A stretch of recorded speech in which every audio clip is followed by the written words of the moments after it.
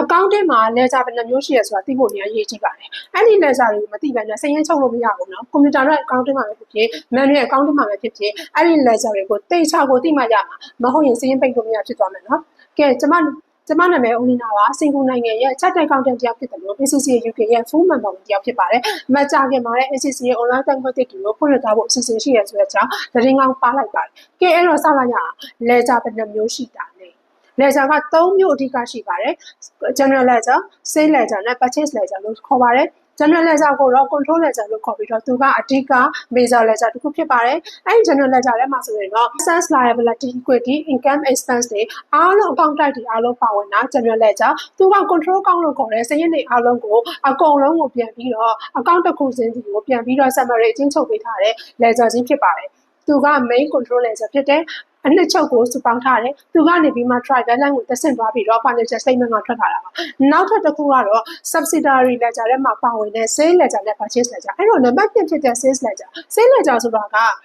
customer တွေကအများကြီး customer တစ်ယောက်ကနေပြီးတော့ရောက်ထောင်နဲ့တောင်းနဲ့ရာနဲ့ထောင်နဲ့တောင်းနဲ့ကြည့်ပြီးရှိတယ်အဲ့ဒီ customer တစ်ယောက်ချင်းစီရဲ့အကျွေးဝယ်ထားတဲ့စာရင်းတွေသူတို့တွေကပတ်စံပေးတဲ့ဥစ္စာတွေအားလုံးပါဝင်တယ်သူတို့ကပတ်စံဘလောက်သူတို့စီကပတ်စံဘလောက်ရှိနေဆိုတော့ statement တွေ balance တွေရောင်းထားတဲ့ details တွေအားလုံးကိုပါဝင်တာကတော့ sales ledger ဖြစ်ပါတယ်သူ့ကို receivable ledger လို့လည်းခေါ်ပါတယ်customer တွေကို statement of account ပို့မယ်ဆိုလို့ရှိရင်တော့အဲဒီ subsidiary ledger ကနေပြီးတော့ထုတ်ပြီးတော့မှ statement of account ပို့ရတာပါနော်နံပါတ်3 subsidiary ledger တစ်ခုဖြစ်တဲ့ purchase ledger ဆိုရင်ကိုဝယ်လိုက်တဲ့မြတ်supplier တွေကိုကဘယ်လောက်ပေးစရာရှိတယ်ဘယ်လောက်တွေဝယ်လိုက်တယ်ဘယ်လောက်ပေးစရာရှိတယ်ဘယ်ပတ်စံတွေပေးလိုက်တယ်နောက်ဆုံး balance ကဘယ်သူ့ကိုဘယ်လောက်ပေးရမလဲဆိုတော့ supplier နဲ့ပတ်သက်တဲ့